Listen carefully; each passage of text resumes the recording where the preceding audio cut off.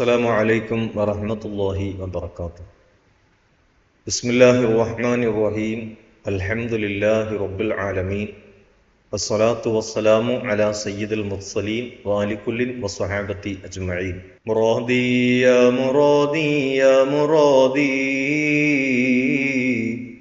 مرادي شاء قدير الله مرادي وشوقي أنت يا قطب الزمان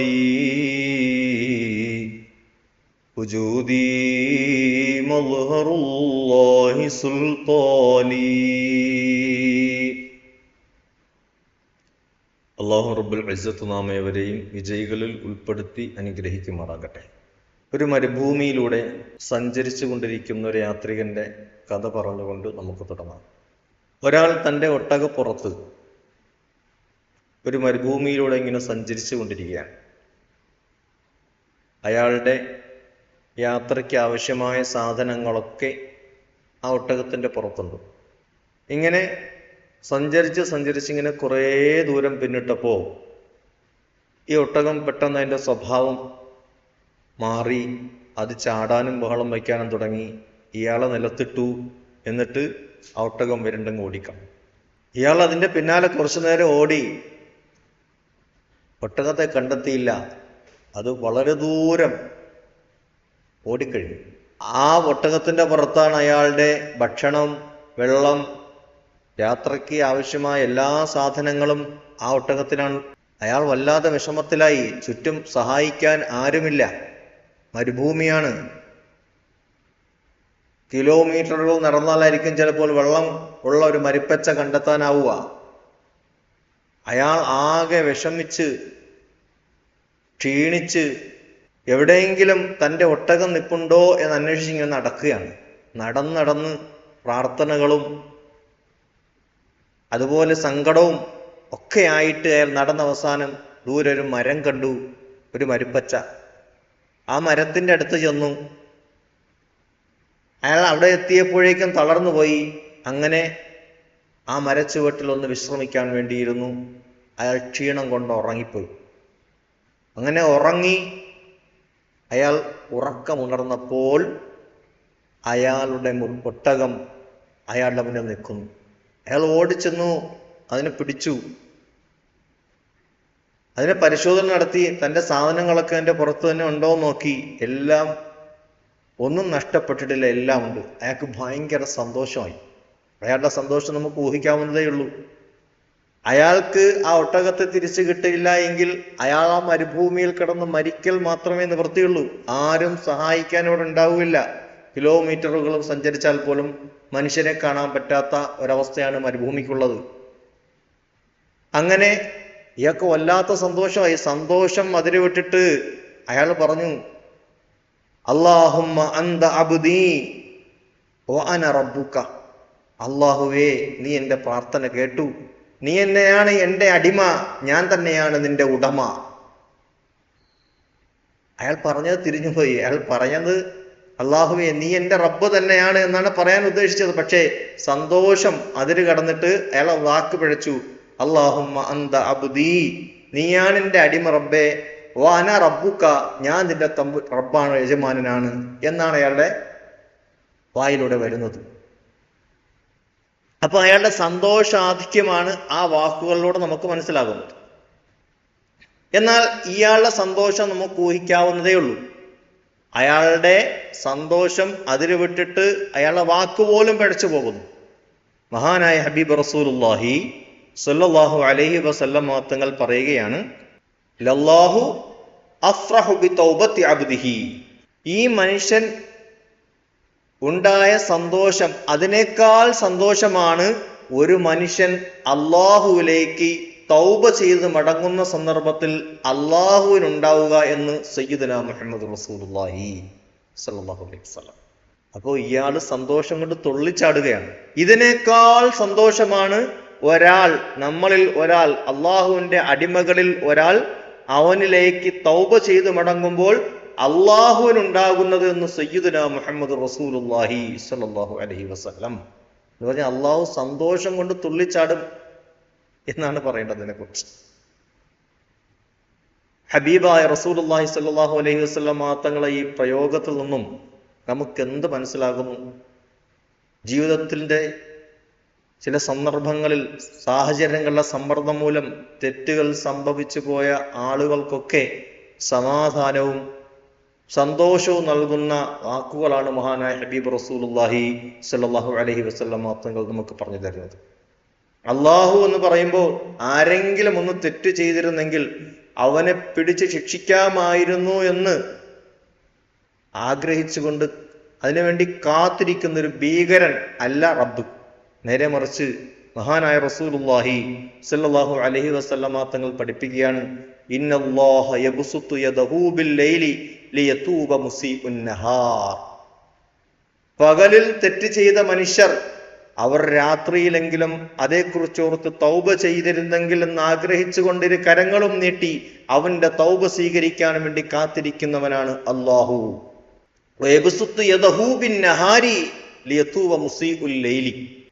രാത്രിയിൽ തെറ്റ് ചെയ്ത മനുഷ്യർ പകൽ സമയത്ത് അതിൽ നിന്ന് തൗബ ചെയ്തിരുന്നെങ്കിൽ എന്നാഗ്രഹിച്ചുകൊണ്ട് അവരുടെ തൗബ സ്വീകരിക്കാൻ വേണ്ടി കൈയും ഇരു കരങ്ങളും നീട്ടി കാത്തിരിക്കുന്നവനാണ് അള്ളാഹു എന്ന് സയ്യിദുനാ മുഹമ്മദ് റസൂലുള്ളാഹി സ്വല്ലല്ലാഹു അലൈഹി വസല്ലം. തെറ്റ് സംഭവിച്ചു പോയ ആളുകൾക്കൊക്കെ ആശ്വാസം നൽകുന്ന ഒരു വചനം മഹാനായ റസൂലുള്ളാഹി സ്വല്ലല്ലാഹു അലൈഹി വസല്ലം തങ്ങൾ പറയുന്നുണ്ട്, വല്ലദീ നഫ്സി ബിയദിഹി ലൗ ലം തുദ്നിബൂ ലദഹബല്ലാഹു ബിക്കും. അല്ലാഹുവിന്റെ റസൂൽ സല്ലല്ലാഹു അലൈഹി വസല്ലം തങ്ങൾ പറയുകയാണ്, വല്ലദീ നഫ്സി ബിയദിഹി, എൻ്റെ ആത്മാവിന്റെ നിയന്ത്രണം ഏത് റബ്ബിന്റെ കരങ്ങളിലാണോ അവന് തന്നെയാണ് സത്യം. ലൗലം തുദ്നിബൂ, നിങ്ങൾ പാപങ്ങൾ ചെയ്യുന്നില്ല എങ്കിൽ, നിങ്ങൾ ആരും പാപം ചെയ്യുന്നവരേ അല്ല എങ്കിൽ, ലദഹബല്ലാഹു ബിക്കും വലജാഅ ബിഖൗമിൻ യുദ്നിബൂന ഫയസ്തഗ്ഫിറൂനല്ലാഹ്. എന്നാൽ നിങ്ങളെ മാറ്റിയിട്ട് അള്ളാഹു പാപം ചെയ്യുന്ന ഒരു സമൂഹത്തെ ഇവിടെ കൊണ്ടുവരികയും എന്നിട്ട് അവർ പാപം ചെയ്തിട്ട് അവരെ കൊണ്ട് അള്ളാഹുവിലേക്ക് ഇസ്തിഗ്ഫാർ ചെയ്യുന്ന, പൊറുക്കലിനെ ചോദിക്കുന്ന ഒരു സമൂഹത്തെ ഇവിടെ അള്ളാഹു കൊണ്ടുവരുമെന്ന് സയ്യിദുനാ മുഹമ്മദ് റസൂലുള്ളാഹി സ്വല്ലല്ലാഹു അലൈഹി വസല്ലം. ഇത് പറയുന്നത് എല്ലാവരും നാളെ മുതൽ പാപം ചെയ്യണം എന്നതിന് പ്രോത്സാഹനം നൽകുന്നതല്ല. പാപങ്ങൾ ചെയ്തു പോയ ആളുകൾക്ക് അവരെ ആശ്വസിപ്പിക്കാൻ വേണ്ടി മഹാനായ റസൂലുള്ളാഹി സ്വല്ലല്ലാഹു അലൈഹി വസല്ലം തങ്ങൾ പറയുന്ന വചനങ്ങളാണ്. തെറ്റ് ചെയ്തു പോയി എന്ന് കരുതിയിട്ട് അതിന് പരിഹാര മാർഗമില്ല എന്ന് കരുതി നിങ്ങൾ വീണ്ടും കൂടുതൽ തെറ്റിലേക്ക് പോകരുത്. മനുഷ്യരായി കഴിഞ്ഞാൽ തെറ്റുകൾ സംഭവിക്കും. മനുഷ്യരായി കഴിഞ്ഞാൽ തെറ്റുകൾ സംഭവിക്കും. അപ്പോൾ അതിനുള്ള പരിഹാര മാർഗമാണ് അള്ളാഹുലേക്ക് പൊറുക്കലിനെ ചോദിക്കുക എന്നത്. അത് അള്ളാഹുവിന് വലിയ ഇഷ്ടമാണ്. തൻ്റെ അടിമ തൻ്റെ കൽപ്പനകൾ ധിക്കരിച്ച ശേഷം തന്നോട് പൊറുക്കലിനെ ചോദിക്കുന്നത് കേൾക്കാൻ യജമാനായ റബ്ബിന് വളരെയേറെ സന്തോഷമാണ്. അതാണ് ആദ്യം പറഞ്ഞ ഹദീസ്. എത്രത്തോളം എന്നാൽ, വിജനമായ മരുഭൂമിയിൽ തന്റെ നഷ്ടപ്പെട്ട സാധനങ്ങൾ തിരിച്ചു കിട്ടിയ വ്യക്തിക്കുണ്ടാകുന്ന സന്തോഷത്തെക്കാൾ കൂടുതലാണ് ഒരു മനുഷ്യൻ തൗബ ചെയ്യുമ്പോൾ അള്ളാഹുവിനുണ്ടാവുക എന്ന് സയ്യിദുനാ മുഹമ്മദ് റസൂലുള്ളാഹി സ്വല്ലല്ലാഹു അലൈഹി വസല്ലം. അപ്പൊ ഏത് ദോഷം ചെയ്തവനാണെങ്കിലും അവർക്കെല്ലാം മാപ്പുണ്ട് എന്നാണ് വിശുദ്ധ ഇസ്ലാം പഠിപ്പിക്കുന്നത്. മഹാനായ ഹബീബ് റസൂലുള്ളാഹി സ്വല്ലല്ലാഹു അലൈഹി വസല്ലം തങ്ങൾ നമുക്ക് പറഞ്ഞ് മനസ്സിലാക്കി തരുന്നത്. 100 പേരെ കൊന്ന ഒരാളുടെ സംഭവം പരിശുദ്ധ പ്രവാചകർ സല്ലല്ലാഹു അലൈഹി വസല്ലം തങ്ങൾ പറഞ്ഞു തരുന്നുണ്ടല്ലോ. 100 പേരെ കൊന്നു, ഇനി തനിക്ക് അപ്പോൾ കുറ്റബോധം 99 ആൾക്കാരായി. 99 ആൾക്കാരെയായി. ഇനി അയാള് കുറ്റബോധം തോന്നിയിട്ട് ഒരാലിമിന്റെ അടുത്ത് ചെന്നിട്ട് എനിക്ക് മാപ്പുണ്ടോ എന്ന് ചോദിക്കുകയാണ്. ഒരു പുരോഹിതന്റെ അടുത്ത്, റാഹിബിന്റെ അടുത്ത്. അയാൾ പറഞ്ഞു, 99 ആൾക്കാരെ കൊന്ന് നിങ്ങൾ ഇവിടെ നിന്ന് കഴിഞ്ഞ് എനിക്കൂടെ എൻ്റെ പേരും കൂടെ ശിക്ഷ ഇറങ്ങും, നിങ്ങൾ ഇവിടെ നിന്ന് പോകുമെന്ന് പറഞ്ഞ് അയാൾ ആട്ടി ഓടിച്ചു. അപ്പോൾ അയാളെയും കൂടെ കൊന്ന് സെഞ്ചുറി അടിച്ചു. അങ്ങനെ 100 കൊലപാതകം നടത്തിയിട്ട് വീണ്ടും അയാൾ കുറ്റബോധം. അയാള് ഒരു ആരിഫായ മനുഷ്യനെ നമ്മുടെ മഹാനായ ശൈഖുനാ ഖുതുബുസ്സമാൻ സൂഫി മുഹമ്മദ് യൂസുഫ് സുൽത്താൻ ഷാഹ് ഖാദിർ ചിസ്തി മഹാനവറുകൾ, അവിടുത്തെ നായിബ് മഹാനായ സയ്യിദി മൗലാ നിസാമുദ്ദീൻ സുൽത്താൻ ഷാഹ് ഖാദിർ ചിസ്തി മഹാനവറുകളെ പോലുള്ള അള്ളാഹുവിന്റെ ആരിഫീങ്ങൾ, അവരടുക്കിലേക്ക് നന്നാവണമെന്നുള്ള ഉദ്ദേശത്തോട് വരുന്ന ആളുകൾക്ക് 100 പകർന്നു കൊടുക്കുന്നതിന് വേണ്ടിയാണ് അവർ കാത്തിരിക്കുന്നത്. അപ്പൊ അങ്ങനെ അന്ന് ആ കാലഘട്ടത്തിൽ അങ്ങനെയുള്ളൊരു മഹാത്മാവിനെ ഇയാൾ ചെന്ന് കാണുന്നു. എനിക്ക് തൗബയുണ്ടോ എന്ന് ചോദിക്കുന്നു. പിന്നെന്താ തൗബയില്ലാത്തെന്താ? അയാൾ സ്വീകരിച്ചു. നീ എന്തായാലും ഈ നാട്ടിൽ നിൽക്കണ്ട, ഇന്ന നാട്ടിലേക്ക് പോകണം എന്ന് പറഞ്ഞു. അവിടെ നല്ല ആളുകളുണ്ട്, അവരോടൊപ്പം കൂടണം എന്ന് പറഞ്ഞു വിടുകയാണ്.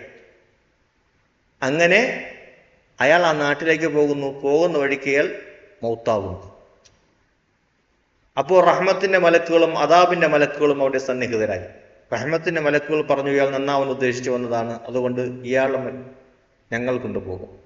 അദാബിന്റെ മലക്കുകൾ പറഞ്ഞു, ഇയാള് തൗബ ചെയ്ത് നന്നാവാൻ വേണ്ടി പുറപ്പെട്ടുവെങ്കിലും ഇയാൾ 100 കൊലപാതകങ്ങൾ നടത്തിയ ആളാണ്, ഇയാൾക്ക് നന്മകളൊന്നും ചെയ്യാൻ പറ്റിയിട്ടില്ല, അയാൾ ഉദ്ദേശിച്ച നാട്ടിലേക്ക് എത്തിയിട്ടുമില്ല, അതുകൊണ്ട് ഇയാളെ ഞങ്ങൾ കൊണ്ടുപോകും. അവസാനം മധ്യസ്ഥനായ അള്ളാഹുവോട് ഒരു മലക്കിനെ അവതരിപ്പിച്ചു. ആ മലക്ക് വന്നിട്ട് പറഞ്ഞു, നമുക്ക് ഇയാൾ സഞ്ചരിച്ച നാട്ടിലേക്കും ഇയാൾ പുറപ്പെട്ട നാട്ടിലേക്കുമുള്ള ദൂരം, ഈ മയ്യത്ത് കിടക്കുന്ന സ്ഥലത്തു നിന്നുള്ള ദൂരം അളന്നു നോക്കാം, എവിടേക്കാണോ കൂടുതൽ അടുപ്പം അവിടേക്ക് ചേർക്കാം എന്ന് പറഞ്ഞു. അളന്നു നോക്കുമ്പോൾ ഹദീസിൽ പറയുന്നത് ഭൂമി അല്പം ഒന്ന് ചുരുണ്ടു കൊടുത്തു എന്നാണ് പറയുന്നത്. അയാൾ പോകുന്ന നാട്ടിലേക്കാണ് അയാൾക്ക് അടുപ്പം കൂടിയത്. അപ്പോൾ റഹ്മത്തിന്റെ മലക്കുവലക്ക് അള്ളാഹു അയാളെ കൈമാറുന്നു. അപ്പൊ അള്ളാഹു എങ്ങനെയും രക്ഷപ്പെടുത്താൻ, ഒരു അടിമയെ രക്ഷപ്പെടുത്താൻ, അവന് പുറത്തു കൊടുക്കാനാണ് ആഗ്രഹിക്കുന്നത് എന്നാണ് മഹാനായ ഹബീബ് റസൂലുള്ളാഹി സ്വല്ലല്ലാഹു അലൈഹി വസല്ലമ തങ്ങളുടെ വചനങ്ങളിൽ നിന്നെല്ലാം നമുക്ക് മനസ്സിലാകുന്നത്. പരിശുദ്ധ റമളാന്റെ റഹ്മത്തിന്റെ 10 കഴിഞ്ഞ് മഗ്ഫിറത്തിന്റെ 10ലാണ് നമ്മളുള്ളത്. വൗസത്തുഹു മഗ്ഫിറ, വിശുദ്ധ റമളാന്റെ മധ്യത്തിലുള്ള ദിവസങ്ങൾ അത് മഗ്ഫിറത്ത്, അള്ളാഹുവിന്റെ മഗ്ഫിറത്ത് വാരിക്കോരി ചൊരിയുന്ന സമയങ്ങളാണ് എന്ന് മഹാനായ ഹബീബ് റസൂലുള്ളാഹി സ്വല്ലല്ലാഹു അലൈഹി വസല്ലമ തങ്ങൾ പഠിപ്പിച്ചിട്ടുണ്ടെങ്കിൽ, ഏറ്റവും കൂടുതൽ റബ്ബ് പുറത്തു തരാൻ വേണ്ടിയിട്ട് ഒരു സീസൺ പ്രഖ്യാപിച്ച് കാത്തിരിക്കുന്ന ഈ നിമിഷങ്ങൾ നാം ഉപയോഗപ്പെടുത്തണം. നമ്മളെ സംബന്ധിച്ചിടത്തോളം ബാഹ്യമായി നോക്കുമ്പോൾ ഞാൻ നിസ്കരിക്കുന്നുണ്ട്, ഞാൻ ദിക്ർ ചൊല്ലുന്നുണ്ട്, ഞാൻ മറ്റു തെറ്റുകളൊന്നും ചെയ്യുന്നില്ല എന്നൊക്കെ ചിലപ്പോൾ തോന്നിച്ചേക്കും. പക്ഷേ നമ്മുടെ മഹാന്മാരായ മശായിഖന്മാരെ ഏൽപ്പിച്ചിട്ടുള്ള ദിക്ർ, അതൊന്നും മറന്നു പോകുന്നത് പോലും തെറ്റായിട്ടാണ് മഹത്തുക്കൾ നമുക്ക് പഠിപ്പിച്ചത്. അത് ഏറ്റവും വലിയ ശിക്ഷയാണ്, റബ്ബിനെ മറന്നു പോകുക എന്നത് ഏറ്റവും വലിയ തെറ്റാണത്. അത് തൗബ വേണ്ടി വരും. ആയതുകൊണ്ട് നാം ഈ പരിശുദ്ധമായ റമളാനിൽ, ഈ പവിത്രമായ സമയങ്ങളിൽ നമ്മുടെ ജീവിതത്തിൽ വന്നുപോയിട്ടുള്ള ചെറുതും വലുതുമായ സർവ്വദോഷങ്ങളും അല്ലാഹുവേ പൊറുക്കണേ എന്ന് കാരുണ്യവാനായ റബ്ബിനോട് കേണപേക്ഷിക്കേണ്ട സമയങ്ങളാണ്. നാം എത്ര കണ്ട് റബ്ബിന്റെ മുന്നിൽ ചെറുതാകാൻ ശ്രമിക്കുന്നുവോ അത്ര കണ്ട് റബ്ബിന് നമ്മളോട് ഇഷ്ടമുണ്ടാകും എന്നാണ് നാം മനസ്സിലാക്കേണ്ടത്. അല്ലാഹു റബ്ബുൽ ഇസ്സത്ത് നാം എവരെയും യഥാർത്ഥ മുഅ്മിനീങ്ങളിൽ, മുത്തഖീങ്ങളിൽ ഉൾപ്പെടുത്തി അനുഗ്രഹിക്കുമാറാകട്ടെ. ഈ പരിശുദ്ധ റമളാൻ കൊണ്ട് വിജയിക്കുന്നവരിൽ അല്ലാഹു നമ്മളെല്ലാം ഉൾപ്പെടുത്തട്ടെ. അസ്സലാമു അലൈക്കും വറഹ്മത്തുള്ളാഹി വബറകാതുഹു.